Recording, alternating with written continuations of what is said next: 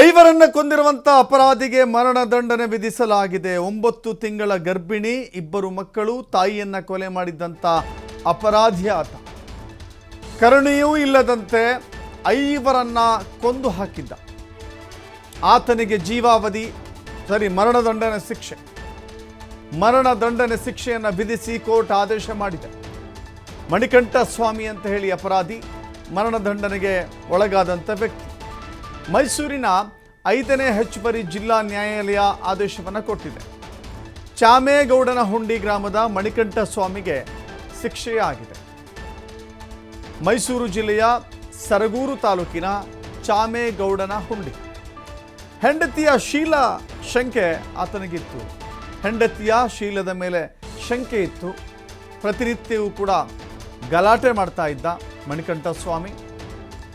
ಹೆಂಡತಿ ಗಂಗಾ, ಮಕ್ಕಳಾಗಿದ್ದಂಥ ಸಾಮ್ರಾಟ್, ರೋಹಿತ್ ಮತ್ತು ತಾಯಿ, ಇಷ್ಟೂ ಜನರನ್ನ ಕೊಂದಿದ್ದ. ಅಂಗವಿಕಲನಾಗಿದ್ದ ಮಣಿಕಂಠ ಸ್ವಾಮಿಯಿಂದ ಬರ್ಬರವಾಗಿ ಹತ್ಯೆಯಾಗಿತ್ತು.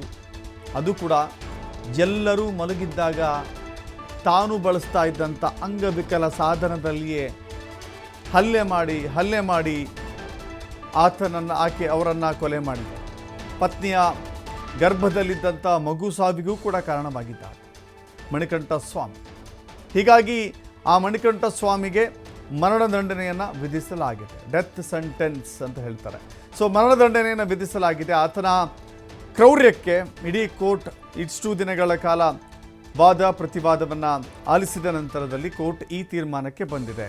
ಘಟನೆ ಹಿನ್ನೆಲೆ ಏನು ಅಂತ ನೋಡೋದಾದರೆ, ಹೆಂಡತಿಯ ಶೀಲವನ್ನು ಶಂಕಿಸಿ ಜಗಳ ಮಾಡ್ತಾ ಇದ್ದ ಮಣಿಕಂಠ ಸ್ವಾಮಿ. ಪ್ರತಿನಿತ್ಯವೂ ಕೂಡ ಜಗಳ ಇರ್ತಾ ಇತ್ತು. 28/4/2021 ಅಂದರೆ 3 ವರ್ಷಗಳ ಕೆಳಗೆ ಸಂಜೆ 6 ಗಂಟೆಗೆ ಹೆಂಡತಿ ಗಂಗೆ ತನ್ನ ತಾಯಿ ಕೆಂಪಾಜಮ್ಮನ ಜೊತೆ ಗಲಾಟೆ ಮಾಡಿಕೊಂಡಿದ್ಲು.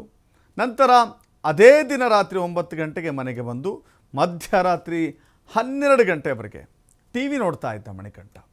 ಬೆಳಗಿನ ಜಾವ 4 ಗಂಟೆಯಲ್ಲಿ ಎಲ್ಲರೂ ಮಲಗಿದ್ದಾಗ ತಾನು ಕೊಲೆ ಮಾಡಲಿಕ್ಕೆ ನಡೆದಾಡಲು ಉಪಯೋಗಿಸ್ತಾ ಇದ್ದಂಥ ಅಂಗವಿಕಲರು ಉಪಯೋಗಿಸ್ತಾರಲ್ಲ, ಆತನಿಗೆ ನಡೆಯೋಕ್ಕೆ ಹೋಗೋಕ್ಕೆ ಸಹಾಯ ಆಗಲಿ ಅಂತ ಹೇಳಿ ಉಪಯೋಗ ಮಾಡ್ತಾರಲ್ಲ, ಅದೇ ವಸ್ತುಗಳನ್ನು ಉಪಯೋಗ ಮಾಡಿಕೊಂಡು ಅವರನ್ನು ಕೊಲೆ ಮಾಡಿದ್ದಾನೆ.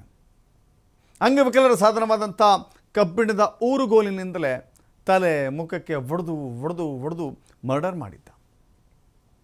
ಇನ್ನೊಂದು ಕಡೆ ಇನ್ನೊಬ್ಬ 1.5 ವರ್ಷದ ಮಗ ರೋಹಿತ್ನನ್ನು ಕತ್ತು ಹಿಸುಕಿ ಕೊಲೆ ಮಾಡಿದ್ದ. ಜೊತೆಗೆ ತನ್ನ ಪತ್ನಿಯ ಗರ್ಭದಲ್ಲಿದ್ದ ಮಗುವಿನ ಸಾವಿಗೂ ಕೂಡ ಆತ ಕಾರಣವಾಗಿದ್ದ. ಘಟನೆಯ ಮಾಹಿತಿಯನ್ನು ತಿಳಿದು ಸರಗೂರು ಪೊಲೀಸ್ ಠಾಣೆಯಲ್ಲಿ FIR ದಾಖಲಾಗಿತ್ತು. ತನಿಖೆಯನ್ನು ನಡೆಸಿ ನ್ಯಾಯಾಲಯಕ್ಕೆ ಪೊಲೀಸರು ಚಾರ್ಜ್ ಶೀಟನ್ನು ಸಲ್ಲಿಕೆ ಮಾಡಿದರು.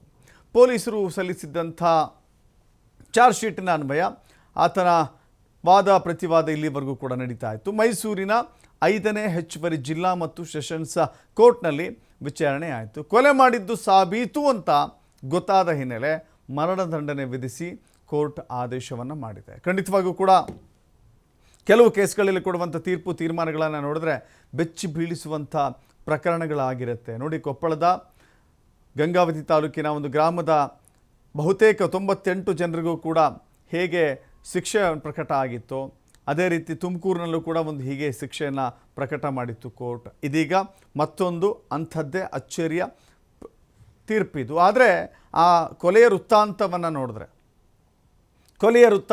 ನೋಡಿದ್ರೆ ಒಬ್ಬ ಅಂಗವಿಕಲ, ಅದನ್ನು ಹೇಳಬಾರ್ದು, ವಿಕಲಚೇತನ ಅಂತ ಹೇಳಬೇಕು. ಬಟ್ ಇಲ್ಲಿ ವಿಕಲಚೇತನ ಮಣಿಕಂಠ ಸ್ವಾಮಿ ತನ್ನ ಹೆಂಡತಿಯ ಮೇಲೆ ಡೌಟ್ ಇತ್ತು. ಆಕೆ ಯಾರದ್ದೋ ಜೊತೆ ಅಕ್ರಮ ಸಂಬಂಧ ಇಟ್ಕೊಂಡಿದ್ದಾಳೆ ಎನ್ನುವ ಅನುಮಾನ ಇತ್ತಂತೆ. ಆ ಅನುಮಾನಕ್ಕೆ ಕಾನೂನನ್ನು ಕೈಗೆತ್ತಿಕೊಂಡಿದ್ದಾನೆ. ತನಗೆ ಎಷ್ಟು ಬಲಯುತವಾಗಿ ಹೊಡಿಲಿಕ್ಕೆ ಸಾಧ್ಯವೋ ಅಷ್ಟು ಬಲಯುತವಾಗಿ ಹೊಡೆದಿದ್ದಾನೆ. ತಾನು ಬಳಸುವಂಥ ನಡೀಲಿಕ್ಕೆ ಬೇಕಾದಂಥ ಕಬ್ಬಿಣದ ಏನು ಸಾಧನಗಳಿತ್ತೋ, ಊರುಗೋಲಿತ್ತೋ, ಅದರಿಂದಲೇ ಹೊಡೆದು 2ರನ್ನು ಫಸ್ಟ್ ಕೊಂದಿದ್ದಾನೆ. ಒಂದು ಕೆಂಪಾಜಮ್ಮ ಅಂದರೆ ಗಂಗೆ ಮತ್ತು ಕೆಂಪಾಜಮ್ಮ, ಗಂಗೆ ಹೆಂಡತಿ, ಕೆಂಪಾಜಮ್ಮ ಅತ್ತೆ. ಅವರನ್ನು ಹೊಡೆದು ಸಾಯಿಸಿದ ನಂತರದಲ್ಲಿ 2 ಮಕ್ಕಳನ್ನು ಕುತ್ತಿಗೆ ಚುಕ್ಕಿ ಸಾಯಿಸಿದ್ದಾನೆ.